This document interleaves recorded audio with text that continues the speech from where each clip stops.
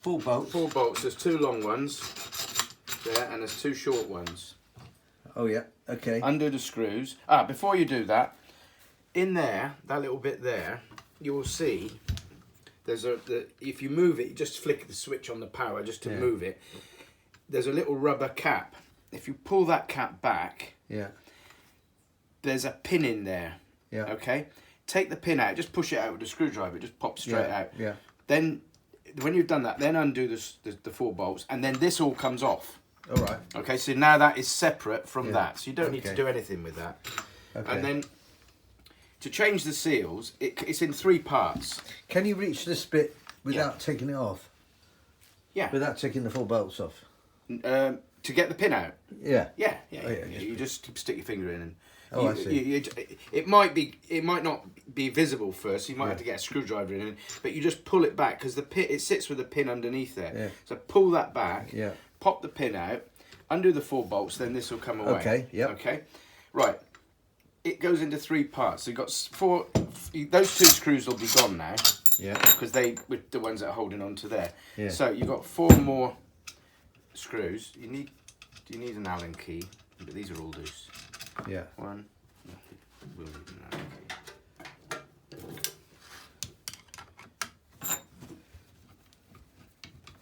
I'm going to send you this video if you want it. Yeah. It might be handy to stick on YouTube or something, or somebody else being a muppet like myself. No, it's not. It's really not difficult. It's confidence, though, you know. Yeah. It's see, if you've never done anything like this in your life, like you've been office work or you know, and then you've never held a screwdriver really, and you suddenly start undoing bolts. You first of all you think, will I make it worse? Yeah. Then you think, have I taken on more than I can chew? No. Will I break it? But this is all the thing that goes through your mind. You know? So take the 4 bolts out. Yeah. Okay. Now the membrane's in. I haven't got a membrane in this one, but you pull. Yeah. You might have to wiggle it and pull it, and you might even have to put a screwdriver in there and gently ease it. Okay. Yeah. And this bit will come out. Okay. Oh, you have to disconnect the hoses first, obviously. You'll have 2 hoses on. You'll have the hose out, and you'll have the hose in, which is that one. Yeah. So obviously take the hoses off first. Right. Okay. So it's this hose and that one? Yeah. It'll just be on the Jubilee clamp. Okay. So you pull that bit off. Yeah.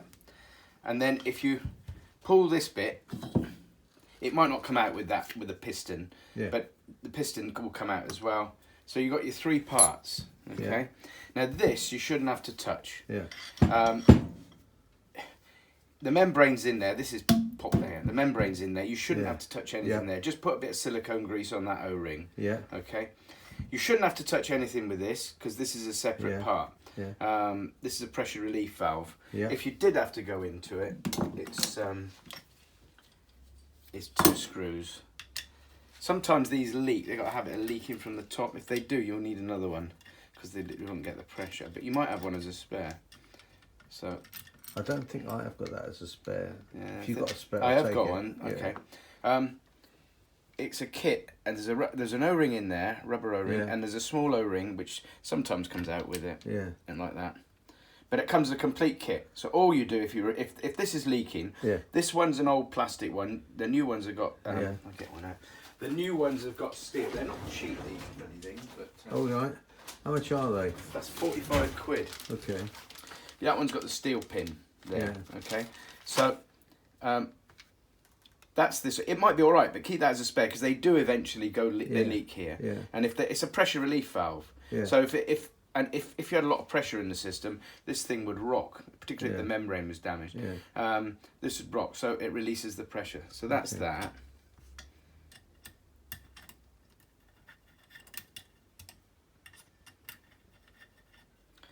Now, so this part, there is a bit in here you should know about, but it's not in the manual.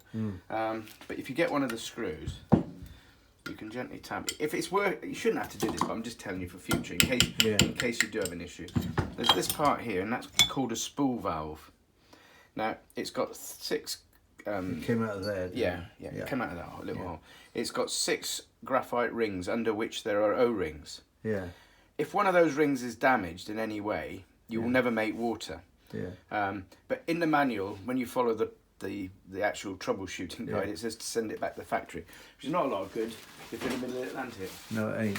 So, but to put, if ever you take this one out to put it back in, one end's got a bevel on it. You can see there's a bevel and also a bevel on there. Yeah. And it just goes back in like that. Plenty of silicone grease. You've got some little tubes of it there. Right. But so that's that. This bit, you don't need to replace any bits. Yeah. And these are the rubber. Yeah, these are the seals. The first thing you'll need to replace. And I've put it in. It's in my tool bag. It's all right. I'm getting ready. I've been using this at the boat show, so I haven't got all the bits where they show. These will just come out. They're just normal round O-rings. Yep. In fact, that one's brand new because I just got it out just to. They're normal round O-rings. They're in the kit there. Yeah, they're in the kit. Yeah. You have to put plenty of grease on them. Yeah. Because when you put them in, they got a nasty habit of popping out. Okay. Yeah. So, plenty of silicone grease and don't catch it when you put it all back together. Yeah. So that's one, and these are two that do need replacing. They're there. Yeah. Because they form the seals between the three sections. That's probably what's gone on mine then, because when I tried to put it on, water came out. That's probably from there. Okay. So those need replacing. Now inside here, if you unscrew this piece here, now I haven't got the part that's missing, but there's two poppet valves, a seal, like a seating. You can see that valve seats on that like that. Yeah. And there's two tiny little springs. Yeah. Now I'll get a spring out and show you what I mean.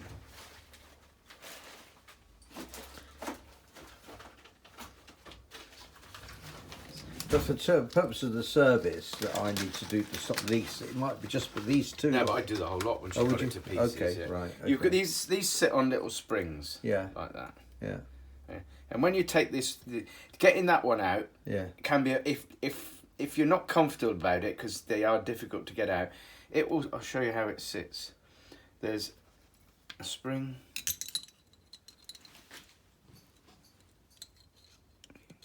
It goes in there. Yeah. There's a poppet valve that sits.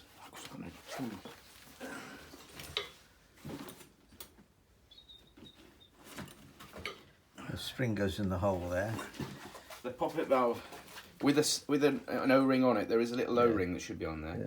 That sits on top. Yeah. Like that. And then this sits on top of it again. I use another tool for that, but it's only because I've got it. I wouldn't buy it. But it just drops on there like that. When you put them in, I've got a tool to do this, which you haven't got, but it will be like that. And if you open, there's a little white bit, a castellated bit that carries the next one on a spring. Yeah. But if you put your finger in there, you'll feel the spring bouncing up and down. Yeah. I would change it if you can. I mean, to get that out, you need long nose pliers. Yeah. And you've got to dig it out. Sometimes if it won't come out with long nose pliers and you keep pulling it and nothing's happened, I take a small flat screwdriver and carefully hit it hard and break the sides. Yeah. And physically break it up. But go careful because you don't want to damage the stainless Are the steel. spares that in there? Yeah, they're all in there. Everything's in there. Okay. Okay. But I mean, that one, if I get that out now, it'll probably come out quite easy because it's... Let me just... Yeah, it popped out. But they don't. Honestly, they bugger to get out. Yeah. And that's the springs. The thing is, I've hardly ever... In fact, I've only ever used this for about 4 litres, this. Is that right? Yeah, I hardly use it at all. So the spring's probably all right. But no, the trouble is they've been sat in salt water. I mean, I know they're stainless and everything, but I mean, they might have lost their tension a bit. Oh, it's best to have a look there. Best to have a look. So that's that, and then when you've got that, the top one sits on that seal. You see, it's got a circle. It's got a. Where did that come from? That little bit. This is the bit that. Oh yes. Yeah. Okay. Yeah. So that all goes back, and you just screw that back in. Yeah. It's got a 16mm spanner, and just tighten it up to make sure that the spring is working properly. Get a long, thin screwdriver and push it up and down, and you'll feel the spring bouncing against you, so you know you've done it right. Right. That's that part. Put your O-ring on ready. Yeah. And you can put that to the side. The middle part, as I say, there's nothing you can do, but your rod won't look like this. It'll be a solid silver one. Yes, this is a really horrid old one that they used to cover them with. Yeah. And there's 2 parts on here. There's only one on this one. Oh, here you are. there's two parts. That's a lip seal and a pip ring. Now, to get the old one off, what you need to do, get the bigger part and get something underneath it. Try not to cut yourself. Get something underneath it like that, and then get a Stanley knife and just cut through it. Aye. Okay, and that comes off. The other thing is quite hard. This bit's hard. Yeah. So get some cutters. Snips. Yeah, and just snip them. Cut through it. And they're in there, are they? Yeah, these parts, yeah. That's it. How do you get them back on again? Right, this is a tricky bit. Okay. In that kit, you got that tool there. Oh, I see. Okay. So what you do, let's assume there's nothing on there. So what we've got is that like that. Okay. Yeah. You take this and you put it over the top. Yeah. And then you take the part and you have to grease it with silicone grease, and you have to slide it down and slide it. It's not an easy job. Yeah. You have to use a cloth, and you've got to get it. And there's two parts. Let me show you.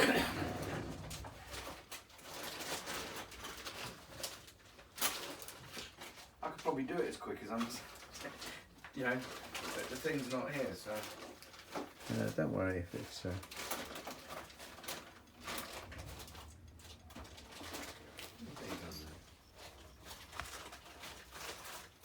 It's a clever idea.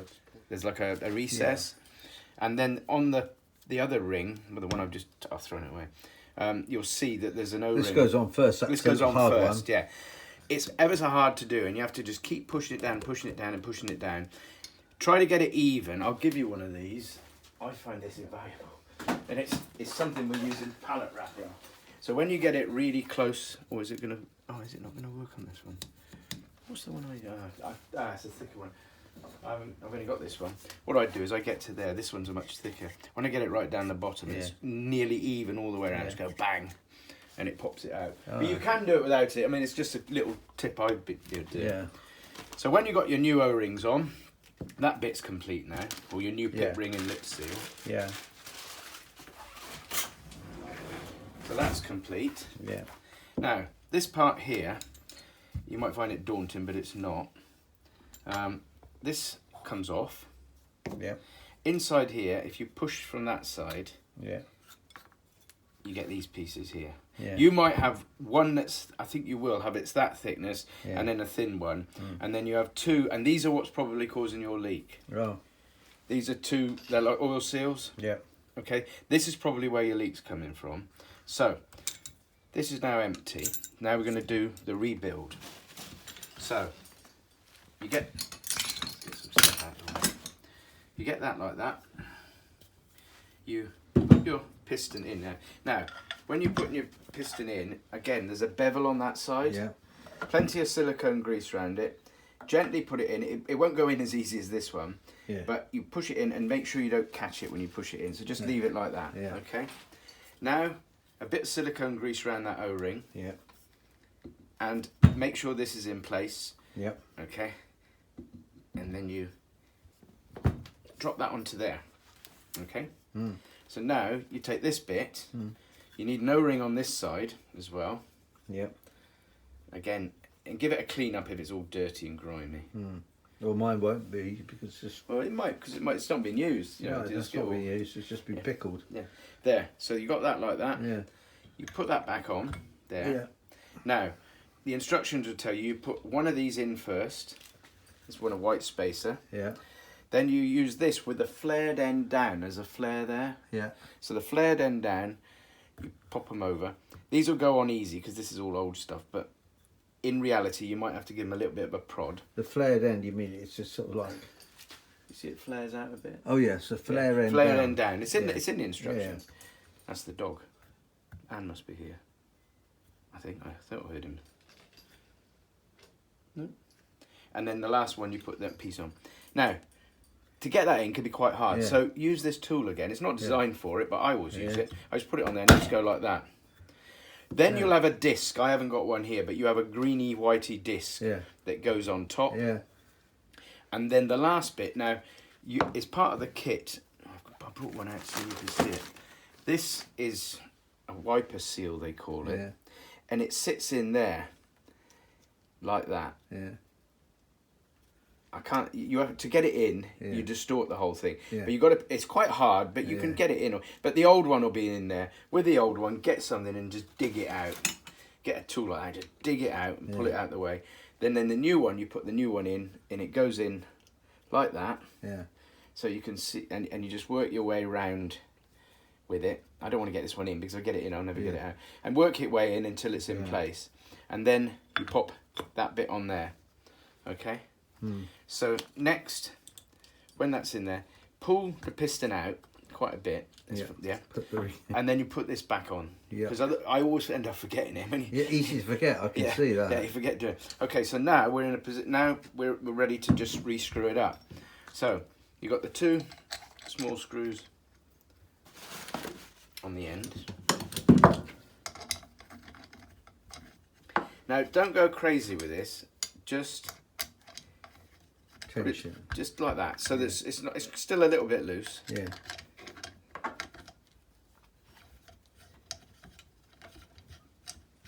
Same with that one, and same with these 2. I'm so glad I came here. Yeah. Just got a cup of tea. No, it wasn't just a cup of tea. I realised just And then this. It's not an easy. It's not an easy. I know you say it's easy. Yeah, but I've been doing it for a long time. You've been, and you make it look easy, but I can tell you, it doesn't. It is strikingly. Okay, right. So you've done 4 now, but don't tighten them up fully. Yeah. And then offer this then up to your motor again. Yeah. Put your foot. You got 2 nuts there that go on those, and then you got your long bolts there. Yeah. There you go through. And through the casing, and you tighten them up as well, so that's all 4. That's the back bit here, isn't it? Yeah, onto there. Okay, so you tighten them up like that. So now you've mounted it back where it is, okay? So then, when you're tightening up these nuts, do them like you would a tyre. So do opposites with all 6 of them. Yeah. And just crank them up, but don't overdo the bottom ones and leave those to the last minute, because I have had a case. Yeah. Oh, in fact, it's this one. Do you see that? And see that crack? Yeah. And the crack there? Yeah. What they've done there is they've cranked up these 4 and then tried to pull this across afterwards, and it's cracked.